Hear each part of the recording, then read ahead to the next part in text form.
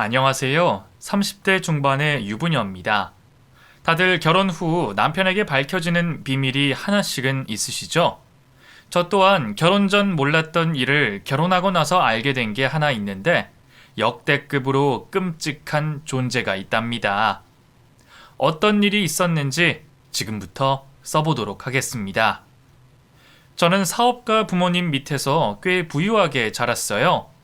학교 말고도 학원과 과외를 지원받아 열심히 공부한 덕에 명문대에 들어가게 됐죠. 학교를 졸업하고 대기업에 들어갈 기회가 생겼는데 아빠가 자신의 밑에서 사업을 운영해 보는 게 어떻겠냐고 설득하셔서 큰 회사를 포기하고 부모님 밑에서 일을 배웠죠. 부모님은 식품 사업을 하고 계셨는데 생산부터 포장, 유통까지 다 하게 돼서 배울 게 한두 가지가 아니었답니다. 저는 아빠의 조언대로 생산 현장과 거래처들을 모두 돌며 회사가 돌아가는 과정을 모두 숙지하곤 바쁘게 지냈죠.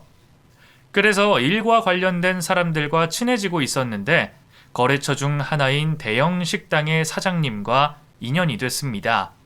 제 또래 나이의 젊은 남자였는데 굉장히 부지런하고 성실한 사람이었어요. 게다가 외모와 인성까지 좋아서 식당의 손님들은 시도 때도 없이 가득 차 있었습니다. 식품 거래를 하며 여러 번 찾아갔는데 어느 순간부터 습관적으로 그 사장님의 식당에 들렀답니다. 그래서 많은 대화를 나누기도 하고 서로를 응원하는 말을 주고받았는데 술을 한번 같이 마셨더니 저희 둘 다 똑같이 서로를 좋아하고 있다는 걸 알게 돼 사귀게 됐죠. 그렇게 열렬히 사랑하며 2년 정도 시간을 함께 보내자 저와 남자친구는 30대 초반이 되어 남들처럼 가족이 돼 함께 살아보기로 결정했답니다. 물론 남자친구가 먼저 청혼을 했고 제가 받아들였죠. 저희 부모님은 남자친구를 진작부터 성실한 청년으로 알고 있어 결혼 상대로 아주 훌륭하다고 허락해 주셨고 남편의 유일한 가족인 시어머니도 저를 굉장히 예뻐해 주셔서 아무런 장애물이 없었답니다. 그래서 남부럽지 않은 행복한 신혼을 보내게 됐어요. 그이는 변함없이 성실하게 가게를 운영했고 저는 회사에 나가 제자리를 지키며 열심히 일해 나갔습니다. 하지만 이듬해 코로나라는 전염병이 찾아와 남편의 가게는 주저앉게 돼버렸습니다. 상인들 모두가 그랬던 것처럼 손님 보는 게 하늘의 별 따기가 됐죠. 그이는 배달까지 직접 다니며 일해서 겨우 가게세를 내며 버텼습니다. 저희 회사 역시 식품 사업이라 매출이 반의 반토막 이상으로 떨어져서 힘든 상황이었습니다. 직원들 월급을 주고 나면 회사 이윤이 거의 남지 않을 정도여서 남편과 저는 생활비를 아끼며 지냈어요. 남편이 사정이 너무 좋지 않아 생활비를 제 돈으로 쓰게 되자 엄청 미안해하기도 했네요. 여보, 코로나 때문에 가게 매출이 너무 저조해. 배달로 월세를 겨우 내고 버티는 꼴이라 당신한테 생활비 한 푼 주지 못하고 있네. 괜찮아. 언젠가 풀리겠지. 지금 다 힘든 시기니까 잘 버텨보자. 혹시 가게 운영하는데 모자란 돈 있으면 말해. 내가 보태줄 테니까. 아니야. 배달은 꾸준히 들어오고 있으니까 충분히 버틸 수 있어. 대신 당분간 생활비 못 주더라도 이해 좀 해줘. 미안해, 여보. 그이는 힘든 상황에서도 긍정적인 마음으로 일했고 저에게 연신 미안하다는 말을 해주며 꿋꿋이 잘 버텨나갔습니다. 아주 힘든 상황에서도 이런 모습이니 이 남자와 결혼하기를 잘했다는 생각을 하루에도 수십 번씩 했답니다. 코로나로 인해 정부에서 6시 이후 영업을 중지하라는 시정이 떨어지면서 남편의 상황은 더 나빠졌어요. 그래서 제가 몇 달간은 월세를 대신 내줬답니다. 여보, 너무 고맙고 미안해. 잘 버틸 수 있을 줄 알았는데 영업시간 제한이 걸리니까 적자만 드네. 나 가게 접어야 할까봐. 가게를 접다니. 지금까지 잘 버텨왔으면서 약한 소리를 왜 해? 조금만 더 기다리면 코로나도 다 지나갈 테니까 어리석은 생각하지 마. 고마워, 여보. 대신 가게가 살아나면 내가 이자까지 다 갚아줄게. 그렇게 도움을 주고받으며 잘 버티고 있었는데 어느 날 상상도 못할 일이 생겼답니다. 집 초인종이 울려서 나가봤더니 남편의 누나라는 사람이라고 하더군요. 하지만 그이는 외동이어서 잘못 찾아왔다고 인터폰에 대고 말했습니다. 저기 제 남편은 외동이에요. 집을 잘못 찾아오신 것 같습니다. 여기 박하준 씨 집 아니에요? 분명 여기가 맞다고 그랬는데. 박하준이요? 제 남편 이름이 맞긴 맞는데. 뭐야, 그럼 내 동생 집이 맞네. 난 당신 시누이예요. 문 좀 열어주세요. 너무 놀란 저는 안방에 있는 남편을 불러 상황을 전했습니다. 여보, 당신한테 누나가 있었어? 지금 집 앞에 와 있는 여자가 당신 누나래. 제 말에 그이는 당황한 기색을 감추지 못했습니다. 그게 사실은 당신한테 숨긴 게 있어. 나 외동이 아니라 위에 누나가 한 명 있었어. 그런데 왜 속였어? 무슨 사연이라도 있었던 거야? 배다른 남매나 뭐 그런 거? 아니, 사실은 말이야. 그 5년 전에 누나가 사규죄로 감옥에 갔었어. 뭐? 감옥? 숨겨서 미안해. 그 집안에 전과자가 있다고 하면 당신이 날 받아주지 않을까봐 그랬어. 당신한테 화도 나고 많이 혼란스럽다. 미안해. 입이 10개라도 할 말이 없어. 그럼 문은 열어줄까? 멀리서 찾아왔는데 얼굴이라도 볼까? 그럼 식구가 찾아왔는데 문전박대를 하겠니? 당신이 열어줘. 알겠어, 여보. 그냥 잠깐 온 것 같으니까 뭐 준비할 거 없어. 가만히 앉아만 있으라고. 이윽고 현관문이 열리자 껌을 질겅질겅 씹으며 시누이가 들어왔습니다. 나 문 빨리 못 여냐, 이 자식아? 누님이 추운 데서 벌벌 떨어야 되겠냐고. 누나, 오랜만이야. 언제 출소한 거야? 아직 출소일 되려면 몇 달 남았잖아. 모범수로 가석방 됐다. 야, 박하준, 너 누나가 반갑지 않은 거냐? 왜 표정이 썩어 있는 거야? 갑자기 찾아왔으니까 그러지. 여긴 나 혼자 사는 집이 아니라 와이프랑 사는 신혼집이라고. 그래, 잘났다. 이 누님 없이 장가 가니까 좋냐? 그런데 왜 네 와이프가 내 존재를 모르는 거냐? 멀쩡한 누나가 있는데 왜 외동이라는 소리를 하냐고? 그거야, 감옥 간 누나가 있다고 하면 와이프가 날 거절할지 모른다는 생각이 들어서 숨긴 거야. 부끄러운 게 사실이긴 하잖아. 이 자식이 누나가 쪽팔리다고? 내가 사기를 친 게 아니라 억울하게 들어간 거라고 몇 번을 말해. 그리고 너 왜 면회도 안 왔냐? 내가 널 얼마나 기다렸던 줄 알아? 두 사람이 티격태격하는 걸 막으려고 처음 본 시누이에게 인사를 건넸습니다. 형님 안녕하세요. 처음 뵙겠습니다. 하준 씨랑 결혼한 김지유라고 해요. 그러자 시누이는 저를 위아래로 스캔하더니 자기가 내 올케구나. 반가워. 내가 윗사람이니까 말 놔도 되지? 라고 말하며 거실로 짐가방을 들고 들어왔습니다.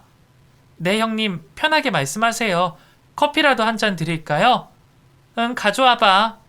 싸제 커피 먹어본 지 5년이 넘었는데 오랜만에 맛 좀 보자.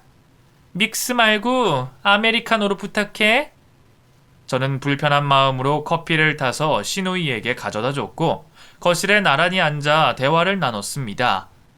주로 시누이가 남편에게 어떻게 지냈는지 묻고 대답했는데 할 말이 끊어지자 본론을 말하더군요. 하준아, 올케. 나 지금 막 출소하고 여기 온 거야. 오갈 데가 없어서 당분간 신세 좀 져야 할 것 같은데 괜찮지? 시누이가 아무렇지 않게 저희 집에 살겠다고 말하자 남편이 이를 막아섰습니다. 누나, 그건 말도 안 되는 소리야. 우리 신혼집에 와서 살겠다니. 엄마 집 가서 살아도 되잖아. 엄마 집은 시골 총구석이잖아. 내가 거기서 무슨 일을 할 수 있겠어? 여기 도시에서는 나 하나 취직할 곳 있을 것 같으니까 당분간만 살게. 올케 괜찮지? 시누이가 눈을 부릅뜨고 괜찮냐고 묻는데 안 된다는 대답을 못 하겠더라고요. 아무리 전과자여도 오갈 곳이 없다는데 내치는 건 예의가 아닌 것 같아 어쩔 수 없이 시누이를 받아들이게 됐답니다. 네, 형님. 당분간만 지내신다는데 안 될 이유가 없죠. 취업하시면 바로 나가주시는 거죠? 그렇다니까. 내가 이래봬도 깜빵에서 딴 자격증만 무려 6개야. 어디든 갈 수 있을 테니까 조금만 참아줘. 남편은 미안해 죽을 것 같은 표정을 지으며 저에게 사과를 했고 저는 괜찮다고 그 일을 달래줬습니다. 그렇게 시누이와 동거가 시작됐는데 주로 밖에서 시간을 보내서 부딪힐 일은 크게 없었어요. 밥도 밖에서 먹고 들어와 집에서는 잠만 잤답니다. 그래서 이 정도면 충분히 참아줄 수 있을 것 같았는데 다른 문제가 생기더군요. 출근하려고 옷장에 있던 가방을 꺼내려는데 아무리 찾아도 없어서 온 집안을 다 뒤져봤는데 어디에도 없더라고요. 그래서 회사에 두고 왔나 싶어 똑같이 찾아봤는데도 역시나 보이지 않았답니다. 살면서 제 물건을 한 번도 잃어버린 적이 없었기 때문에 마음이 조금 찝찝했어요. 시누이를 의심하긴 했지만 잃어버린 제 탓을 하고 머릿속에서 지워버렸는데 얼마 가지 않아 새로 산 구두가 사라졌습니다. 이어서 비싼 명품들과 귀금속이 줄줄이 사라져서 시누이가 확실히 훔쳐간 걸 알 수 있었어요. 그래서 남편에게 이 사실을 말하고 시누이가 집에 들어왔을 때 조심스럽게 말을 건넸습니다. 형님, 명품 가방, 구두, 귀걸이, 목걸이 같은 물건들이 계속 사라지고 있어요. 형님이 들어오고 나서부터요. 뭐야? 그래서? 지금 내가 올케 물건을 훔쳐간 도둑년이라는 거야? 시누이는 크게 흥분하며 자신이 범인이 아니라고 부정했습니다. 그러자 남편이 길게 한숨을 내쉬곤 말했어요. 누나가 아니면 누가 가져갔겠어? 솔직히 말하고 빨리 물건 돌려줘. 글쎄 나 아니라고. 이것들이 쌍으로 날 도둑년으로 모네. 생사는 잡지 마. 발뺌하지 마. 누나 말고 이 집에서 도둑질할 사람이 누가 있다고 그래. 누나 도벽 있는 건 예전부터 알고 있었는데 내 와이프 물건까지 손댈 줄은 꿈에도 몰랐다. 여러 말 말고 내 와이프 물건 어떻게 했어? 솔직히 불어. 남편이 확신에 찬 눈빛으로 묻자 시누이가 실토하기 시작했습니다. 나 자식. 모른 척 좀 하면 덧나나? 그래 맞아. 내가 돈이 궁해서 올케 물건 몇 개 슬쩍 해서 갖다 팔았어. 알다시피 요즘 일자리 잡는 게 좀 어려운 게 아니라서 돈이 좀 필요했거든. 그런데 올케, 그 많은 가방이랑 구두를 맨날 세어보고 있는 거야? 나는 티가 안 나는 줄 알았는데 말이야. 그리고 꼴랑 가방이랑 구두 좀 가져갔다고 내 동생한테 잃은 거야? 진짜 진상이다. 집이 부자라고 해서 조금 슬쩍 한 거 가지고 이 난리 부르스를 추다니. 있는 것들이 더하다더니 옳게 보고 하는 말인가 보네. 치사 빤스다. 형님, 지금 그걸 말이라고 하시는 거예요? 형님이 가져가신 물건들 모두 선물 받은 것들이에요. 다 의미가 있는 거라서 제가 아끼는 것들이라고요. 돈이 필요하시면 차라리 용돈을 달라고 하셨으면 됐잖아요. 그래? 그럼 나 용돈 좀 줘. 나 깜빵에 다녀온 뒤로 물가가 왜 이리 많이 오른 거야? 돈 쓸 때 많으니까 얼른 줘. 참고로 10,000원짜리 말고 50,000원짜리로 채워서 줘라. 뭐라고요? 진짜 어이가 없네요. 이 상황에서 낯두껍게 용돈을 달라는 시누이가 정말 대단하더군요. 저는 혀를 차고 방으로 들어가 버렸습니다. 그리고 남편이 옷장과 서랍장을 자물쇠로 잠가버렸습니다. 이미 훔쳐간 물건은 할 수 없고 남아있는 제 물건이라도 지켜야 한다면서 말이죠. 그이는 연신 미안하다는 말을 하며 제 앞에서 고개를 제대로 들지 못했습니다. 저는 남편의 얼굴을 봐서 참기로 하고 아무 일 없다는 듯이 지냈어요. 그런데 시누이가 남편이 잠가둔 자물쇠를 풀고 제 물건을 또 훔쳐갔답니다. 제가 따로 용돈을 챙겨줬는데도 말이죠. 더는 참을 수가 없어서 시누이가 들어오길 기다렸다가 쓴소리를 뱉어냈어요. 형님, 또 제 물건에 손을 대셨더군요. 정말 해도 해도 너무하신 거 아니에요? 제가 용돈 드렸는데 왜 또 물건을 훔쳐가셨어요? 올케야말로 옷장하고 서랍장에 채워둔 자물쇠 뭐야? 그거 보고 나 기분 나쁘라고 해놓은 거지? 올케가 너무 괘씸해서 엿 좀 먹이려고 자물쇠 풀고 가방 하나 세볐다. 그리고 그런 허접한 자물쇠는 나한텐 식은 죽 먹기야. 눈 감고도 풀 수 있다고. 그러니까 쓸데없는 짓 하지 말고 그냥 열어놔. 지금 그걸 말이라고 하세요? 물건 훔쳐간 게 자랑이시냐고요? 그리고 자물쇠는 제 남편이 달아놓은 거예요. 어쨌거나 이미 벌어진 일을 되돌릴 수는 없어. 올케 가방은 중고 매장에 갖다 팔았으니까 그만 들들 볶아. 나 피곤하니까 건들지 마. 형님, 더 이상은 안 되겠어요. 이 집에서 나가주세요. 뭐야? 오갈 데 없는 시누이를 내쫓겠다는 거야? 제가 원룸 보증금 빌려드릴 테니까 나가주세요. 형님이 제 물건에 손대는 거 더는 봐드릴 수가 없습니다. 시누이는 어이없다는 표정으로 돌아보더니 자기는 비좁은 원룸에서 지낼 수 없으니 최소한 빌라 전세금을 달라고 말했습니다. 오갈 데 없는 사람을 받아줬더니 보따리 내놓으라는 꼴이었죠. 방으로 들어가려는 시누이의 손목을 잡고 오늘 밤이 마지막이니 짐을 싸라고 경고했습니다. 형님, 오늘 밤만 보내고 내일 나가세요. 제가 원룸 보증금 1,000만 원 드릴 테니까 그거 받고 나가세요. 아셨어요? 지금 나랑 해보자는 거야? 야, 나 네 시누이야. 네가 어려워해야 할 사람이라고. 투룸 빌라 이하로는 절대 안 나갈 거니까 그런 줄 알고 꺼져. 형님, 저한테 돈 맡겨 놓으셨어요? 갑자기 나타나서 저희 집에 사는 것도 모자라서 남의 물건까지 훔쳐놓고 나가라니까 전세금을 달라고요? 정말 어이가 없네요. 형님 내일 나가실 때 짐이 그대로 있으면 제가 갖다 버릴 거예요. 그리고 현관 비밀번호 바꿔서 못 들어오게 할 거라고요. 현관 도어락도 쉽게 풀 수 있으시죠? 아예 지문 인식으로 바꿔버릴 테니까 그런 줄 아세요. 제 목소리를 듣고 남편이 자다 말고 상황을 정리해 주려고 나왔습니다. 누나, 내일 나가. 나도 누나랑 사는 거 너무 싫어. 내 와이프 물건 건드리고 신경 건드리는 거 못 봐주겠다고. 누나가 이 집에서 살 권리는 하나도 없으니까 무조건 나가. 아유, 더럽고 치사하다. 알았어. 나갈 테니까 보증금 줘. 안 그래도 사업 투자 받기로 해서 대박 칠 조짐이 보이는 중이거든. 부부가 쌍으로 지랄이네. 때가 되면 어련히 나갈 텐데 그걸 기다리지 못하니. 결국 욕까지 먹어가며 시누이를 집에서 내보냈습니다.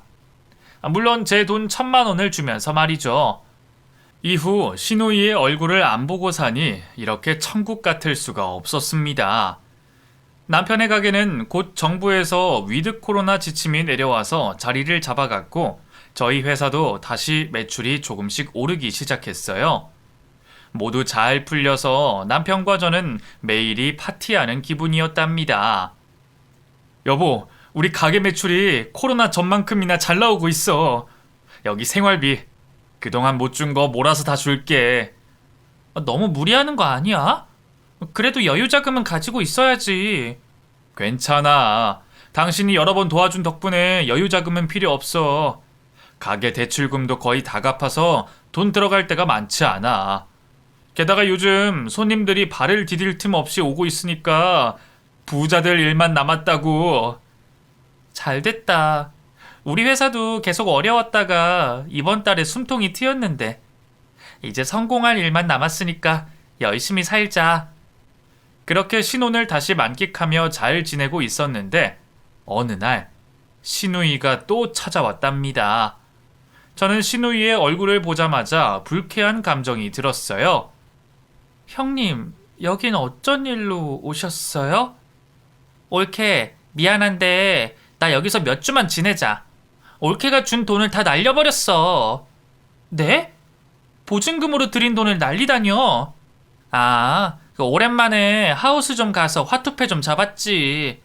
1,000만 원을 1억으로 불리려고 말이야. 그런데 아쉽게도 운이 없어서 다 잃었어. 형님, 저한테 왜 그러시는 거예요? 보증금을 도박으로 날렸다니. 그럼 전에 제 물건 팔아서 도박장에 들락거린 거였어요? 지금 그게 중요해? 내가 오갈 데가 없다는 게 중요한 거지. 오늘부터 당분간 여기서 지내게 해주든가 보증금을 다시 주든가 해. 선택은 옳게 몫이야. 제 선택은 둘 다 아니에요. 그냥 돌아서 갈 길 가세요. 저는 강제로 현관문을 닫으려는데 시누이가 문 사이로 손을 넣어서 찍고 말았습니다. 시누이의 수작인 건 알지만 손을 다치게 돼 어쩔 수 없이 집으로 들이고 급하게 약을 발라주고 붕대로 감아줬답니다. 그러자 시누이는 작은 방으로 쏜살같이 들어가 문을 닫고 잠가버렸어요. 눈뜨고 코베인 꼴이 된 거죠. 남편이 일을 마치고 집에 와서 시누이 신발을 보고 문을 두드리며 나오라고 고래고래 소리를 질러봤지만 시누이 방문은 열리지 않았답니다. 2주 동안 빈둥대며 저희 집에서 지내고 있던 시누이는 이번에도 제 물건에 손을 대더군요. 전 인생을 살며 그렇게 크게 화를 낸 적이 없었는데 그날만큼은 악마가 따로 없을 만큼 크게 분노했습니다. 당장 우리 집에서 꺼지세요! 얹혀 사는 주제에 도둑질까지 하는 게 어떻게 가족이라고 할 수 있어요? 나가지 않으면 경찰 부르겠어요. 옳게. 왜 이렇게 흥분을 하고 그래? 꼴랑 명품 코트 하나 팔았다고 이러는 거야? 그거 나중에 내가 다 갚아줄 테니까 그만해. 그만 못해요. 셋셀 동안 내 눈앞에서 사라지지 않으면 112 버튼 누를 겁니다. 하나, 둘, 알았어. 나가면 될 거 아니야. 옳게 이제 보니까 성깔이 아주 더럽네. 윗사람 대하는 태도가 아주 재수없다고. 너 내가 사업만 성공해봐. 그땐 네 코를 납작하게 만들어주고 말 테니까. 형님이 사업에 성공하든 말든 나랑 상관없어요. 내 눈앞에서만 사라지세요 제발. 목청껏 소리를 질렀더니 시누이가 꼬리를 내리고 짐가방을 들고 저희 집에서 나갔습니다. 그래도 화가 풀리지 않아 집안에 있는 물건을 이리저리 내던지며 쌓였던 감정을 풀었어요. 시누이만 없으면 저희 부부에게는 아무런 문제가 없어서 다시 잘 지낼 수 있었습니다. 그이는 다시 시누이가 찾아오면 그땐 이사를 가자며 똥이 무서워서 피하냐고 말하더군요. 저 또한 또다시 시누이와 부딪혔다간 암에 걸릴 것 같아 그러자고 대답했네요. 저희는 각자의 자리에서 최선을 다하고 집에서는 알콩달콩 예쁘게 사랑했답니다. 그런데 2달 뒤 시누이가 또 찾아왔어요. 이렇게 끈질기고 염치 없는 인간은 처음이었죠. 형님, 말하지 않아도 아시죠? 저희 집에서 지내실 생각이면 집어치우세요. 알아, 나도. 오늘은 올케한테 진 빚을 갚으러 온 거야. 밥도 함께 하고 말이야. 네? 빚을 갚겠다고요? 그래. 올케가 준 보증금 갚으러 왔어. 나도 양심이 있는 사람이란 건 알겠지? 시누이가 가방에서 두툼한 봉투를 꺼내 건네주더군요. 저는 봉투 안에 돈 1,000만 원을 보고 놀랐습니다. 예상 못했는데 이 돈을 갚겠다고 오신 거예요? 그렇다니까. 내가 시작한 사업이 잘 되고 있거든. 수익이 발생하자마자 갚으러 온 거야. 형님, 무슨 사업을 하길래 벌써 이만한 수입을 내셨어요? 그건 비밀이야. 이 아이템은 가족들한테도 알려주면 안 되는 특급 아이템이거든. 앞으로는 올케한테 자주 용돈을 주러 올 테니까 문전박대는 그만해. 이만하면 나한테 쌓였던 감정이 좀 풀리지? 네, 일이 잘 됐다고 하니까 축하해야겠네요. 맛있는 거 시켜드릴까요? 밥도 내가 살 거야. 자, 이 형님을 따르라.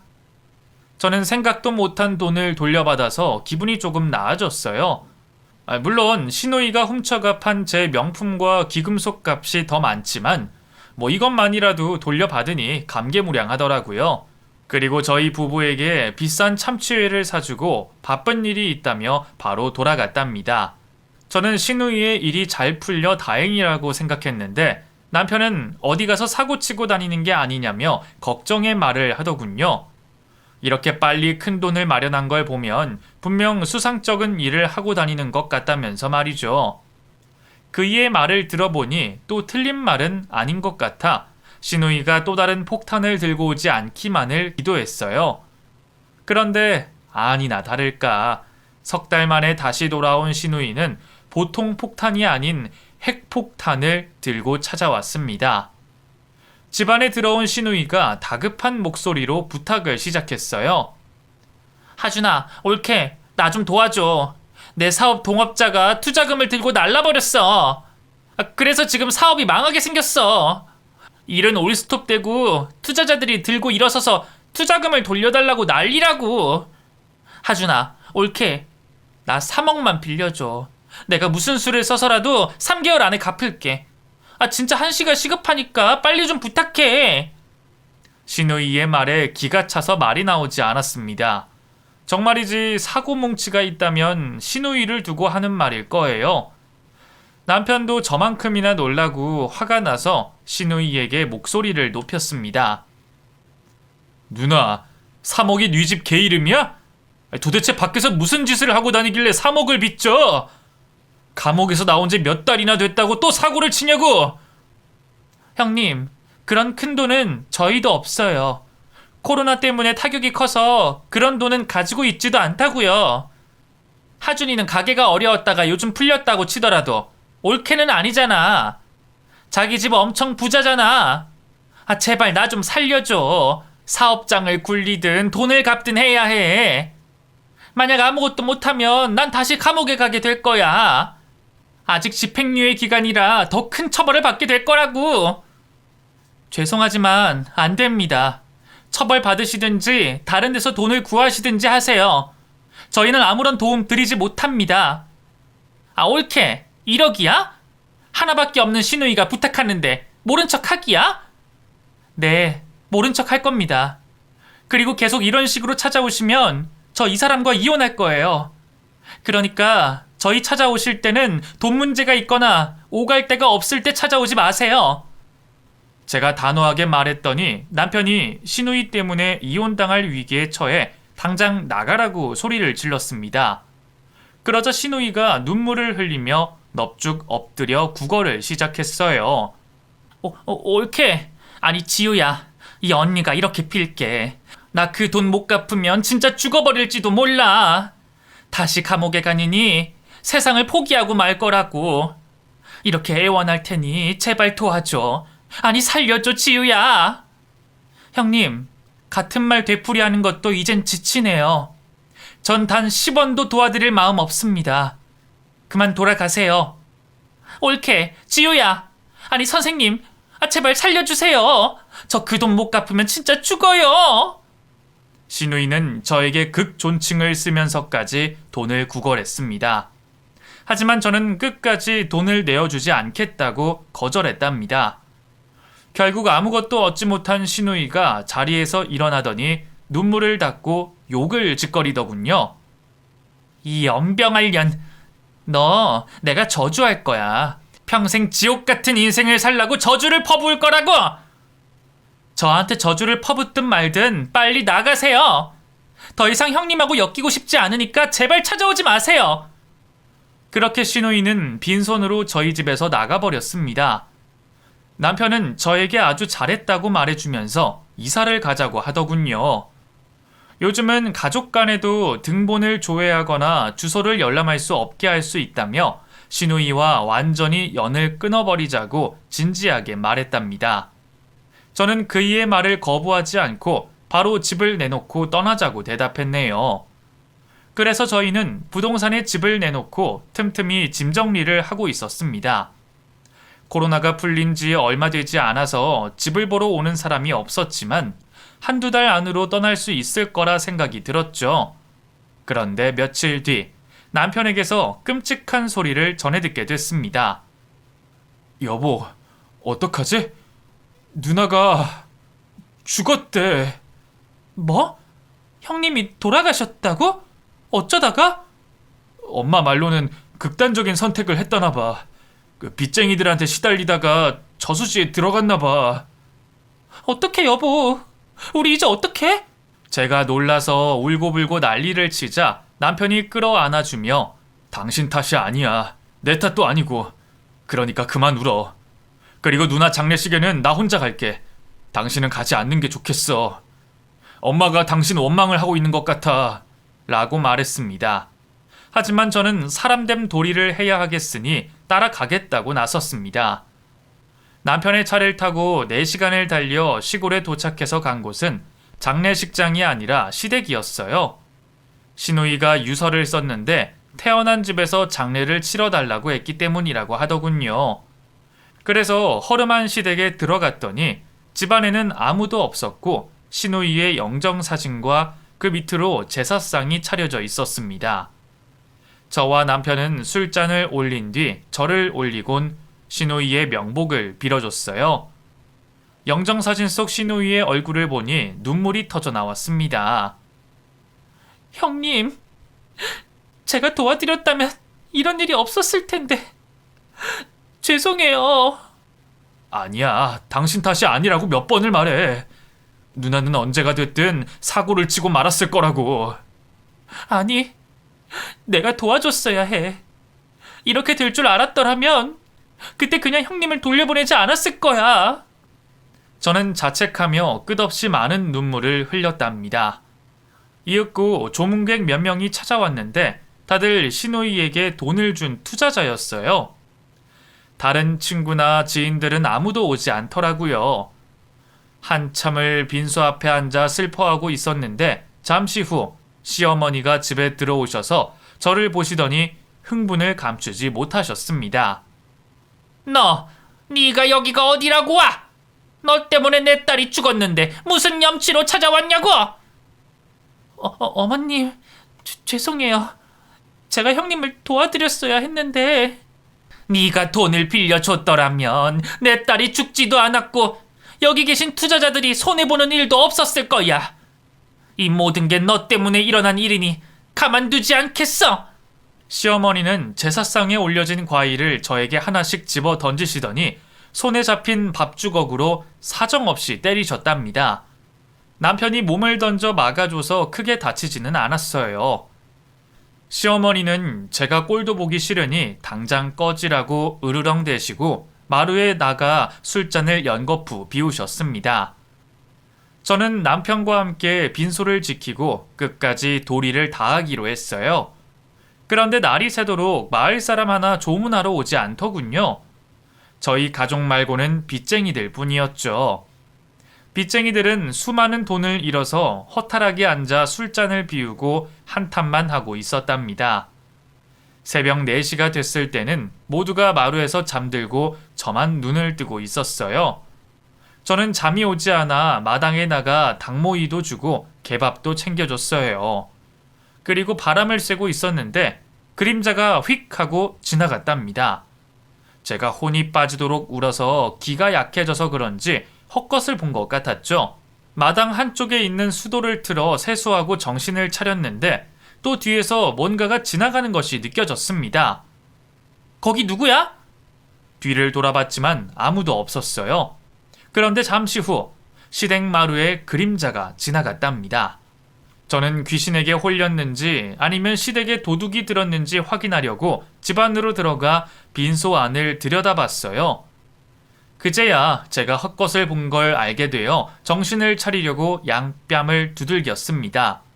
그런데 그 순간 시누이 영정사진 뒤에 있던 병풍이 미세하게 흔들리는 겁니다. 바람 때문일 거라 생각했지만 그 움직임이 꽤 커서 제 두 눈으로 확인해야겠다고 판단했어요. 가까이 보이는 물건 중 무기가 될 만한 걸 찾다가 쇠곡자가 보여 손에 쥐고 한 걸음 한 걸음 조용히 병풍을 향해 걸었습니다. 이윽고 병풍을 슬쩍 걷어내자 누군가 숨어 있더군요. 저는 도둑이야! 소리치면서 도둑놈 머리를 사정없이 내려쳤습니다. 그런데 저에게 얻어맞던 도둑이 고개를 들어 올리자 소스라치게 놀라고 말았답니다.